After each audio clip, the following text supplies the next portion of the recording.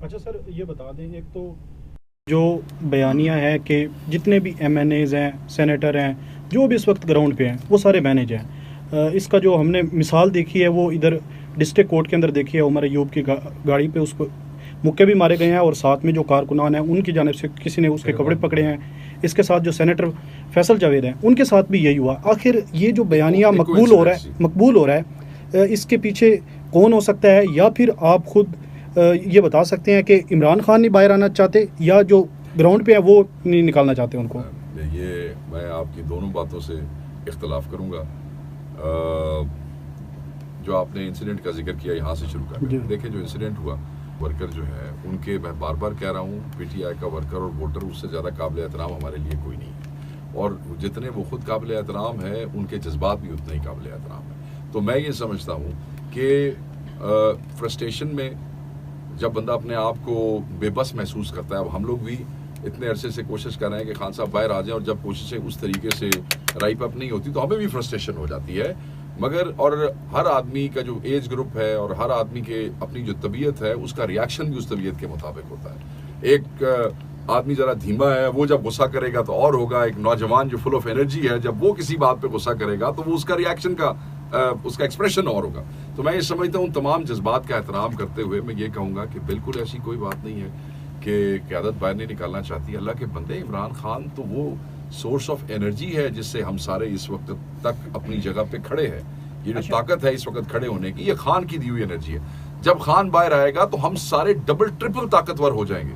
अभी तो हम कुछ अपने आप को बेबस महसूस करते हैं, जब खान को मिल के आते हैं तो हम अपने आप को 100% ज्यादा एनर्जेटिक महसूस करते हैं। तो ये इंप्रेशन एक खास क्वार्टर की तरफ से, खास पॉलिटिकल पार्टी की तरफ से फंड किया जा रहा है। एक खास पॉलिटिकल पार्टी की तरफ से हमारे जो नौजवान बच्चे गुस्से में हैं उनके जज्बात को हवा देने की कोशिश की जा रही है। तो मैं अपने तमाम उन वर्कर्स को कहूँगा कि आपके तमाम जज्बात जायज़ हैं, ठीक है, हमारी सर आंखों पे है, मगर आप इस बात को यकीन रखें कि पीटीआई का एक एक member, worker, voter, MNA, MPa, senator अपनी औकात, अपनी कैपेसिटी के मुताबिक जो कर सकता है वो कर रहा है और करता रहेगा, क्योंकि खान के बगैर हमारे पास कुछ नहीं है। शेख वकास अकरम साहब, मरियम नवाज के बारे में मालूम हुआ है दुबई लीक्स में कि वो दुबई में एक मसाज सेंटर चलाती हैं। दूसरा ये बताइएगा कि कल उन्होंने असेंबली के फ्लोर पे कहा कि ये जो टिकटॉक बनती है इसके लिए भी इनको मेहनत करनी पड़ती है, इनको मालूम नहीं है। इसके ऊपर आप क्या पॉइंट ऑफ व्यू रखते हैं?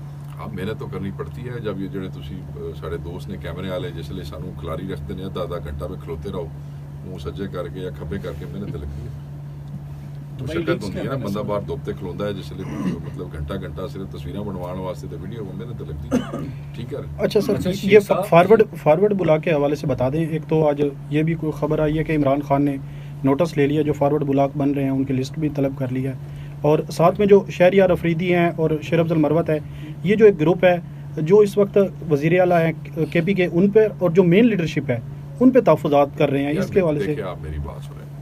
पहली बात तो यह है कि कोई फॉरवर्ड ब्लॉक नहीं है। अगर है तो किसी ने क्लेम किया तो आप मुझे बता दें। पीटीआई के किसी एमएनए ने कहीं अगर कहा है अपने मुंह से कि जी मैं फॉरवर्ड ब्लॉक हूं और मेरे नाल इतने बंदे ने, तुहाडे किसी बंदे ने सुनिया है, किसी ने वीडियो देखी है, तो काइंडली मेरे नाल शेयर कर दो। न कोई फॉरवर्ड ब्लॉक है, न किसी ने ओन किया है, और न कोई ओन कर रहा है। आप देखें कि कल नेशनल असेंबली के अंदर आप देखें कि सारे किस तरीके से इकट्ठे थे। क्या शहरयार अफरीदी उठ के उमर अयूब के लिए नहीं गया? क्या शंदाना गुलजार साहबा जो हमारी बड़ी काबिल एहतराम है, क्या वो पार्टी के साथ खड़े होके नारे नहीं लगा रही थी? सब एक है, कोई फॉरवर्ड ब्लॉक नहीं है। ये भी हवा एक, दोबारा कहूँगा, खास क्वार्टर जो पीएमएलएन वाले हैं वो ये समझते हैं कि इसको मीडिया के अंदर अगर उछाला जाएगा और क्वेश्चंस करवाए जाएंगे और अखबारों में दिलवाया जाएगा तो रायमा खराब होगी। कोई फॉरवर्ड ब्लॉक नहीं है, सब बकवास है। हाँ, आगे आपने ये कहा कि जी वो देखें, जब आप पार्टी में होते हैं, मुख्तलिफ तबीयत के लोग होते हैं, मुख्तलिफ एथनिक बैकग्राउंड्स होते हैं, मुख्तलिफ सूबों के लोग हैं, उनके अपने लोकल इश्यूज होते हैं। हम एक दूसरे के साथ नोक झोंक करते रहते हैं। मैं आपको मजे की बात बताता हूँ, हम अपने जिलों में होते हैं, एक ही पार्टी के एमएनएज एमपीज साढ़े रोले बन जाते हैं आपस में, क्यों जी ये मेरे हल्के का बंदा है तुसी इहनू की कर देता हो, मेरे हल्के का बंदा है तुसी इहनू की कर। This is quite natural.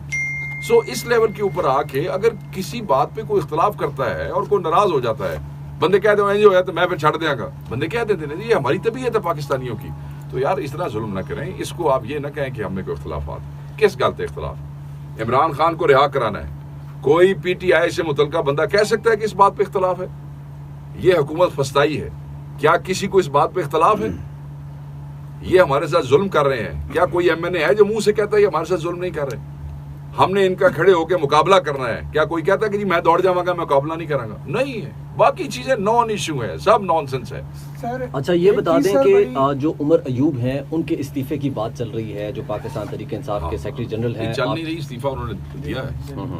तो ये क्या क्यों दिया है? क्या उस दिन वाले वाकये से दिल बर्दाश्ता होकर दिया है? देखिए मेरी बात सुने, उमर अयूब साहब पे शायद इमरान खान साहब के बाद सबसे ज्यादा FIRs हैं पाकिस्तान में इस वक्त हमारी पार्टी के अंदर। हो सकता है मेरा फिगर गलत हो, दूसरी नहीं तो तीसरे चौथे बंदे होंगे जिन्होंने होते KP से लेके पंजाब से लेके हर जगह पे उन पे FIRs, ठीक है।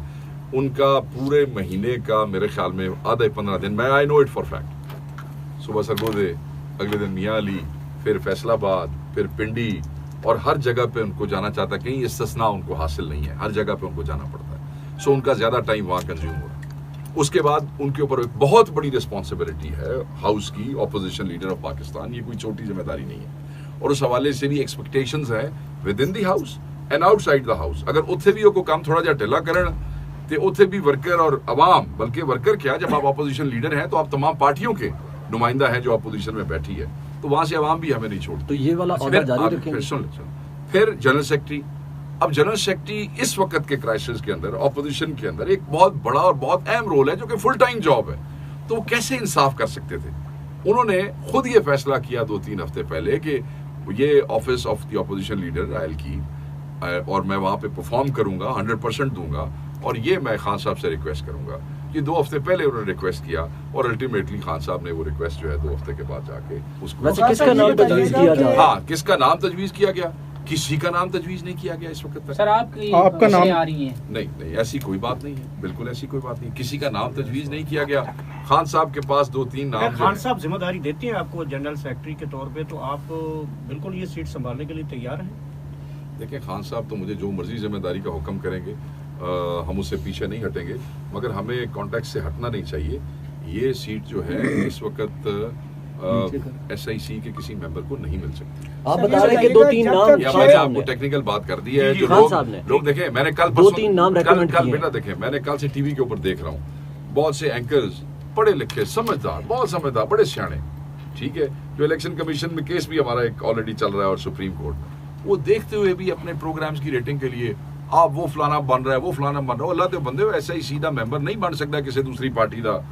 ये तो पैसे ही कोई नहीं है, सिर्फ हर कोई अपनी लगे ने टीवी ते, मैं हस रहा सी कल के यार इन्हों कोई पूछे जाके कि किस तरह ये तुसी रिसर्च की करते हो साढ़े नाल प्रोग्राम करने तो पहले। सर ये बताइएगा, जब तक शेर अफजल साहब एक्टिव थे पार्टी में तो कारकुनान को निकालने में कामयाब रही है पार्टी, लेकिन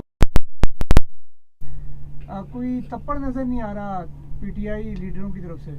देखिए, मैं आपको बड़ा इसका वादे जवाब दूंगा, शेर अफजल साहब हमारे भाई, और मैं बार इसके ऊपर जोर देता हूँ कि वो स्टार थे इस पार्टी के, स्टार हैं इस पार्टी के और स्टार रहेंगे इस पार्टी के। औखे वक्त में जिस वक्त हमें पंजाब में कोई हमारे घरों में भी नहीं जाने दे रहा था, उस वक्त उन्होंने बड़ी हिम्मत की कि उन्होंने पूरे KP में वो हर जगह पे गए और बड़ी हिम्मत से उन्होंने लोगों को निकाला और लोग उनके पीछे आए। That's why people love him, क्योंकि औखे वक्त में जब कोई सामने आता है ना, लीडरशिप्स डेवलप होती है हमेशा क्राइसिस के अंदर, and he emerged as a star in those crises। और मैं ये समझता हूँ कि वो पार्टी का हैसियत है, KPK के अंदर उन्होंने बड़ा काम किया है, और 9 मई के बाद तो पंजाब में खैर किसी ने भी काम नहीं किया था, आपके सामने है, क्योंकि एक जलसे की डिटेल 9 मई के बाद की मेरे पास है पंजाब की, क्योंकि अब मैं पंजाब राब्ता कमेटी के हवाले से मैं पंजाब को देख रहा हूँ। सो हमने अभी एक बहुत बड़ा इवेंट किया उस पर मॉल रोड पे, जो हमने लॉयर्स को और उधर से हमने अवामी नुमाइंदों को इकट्ठा किया। वो 9 मई के बाद सबसे बड़ा और पहला पंजाब का इवेंट था, जिसमें मॉल रोड के ऊपर हज़ार लोग PTI का झंडा लेके आए और हमने अपना पूरा प्रोटेस्ट रैली की सूरत में। सर आप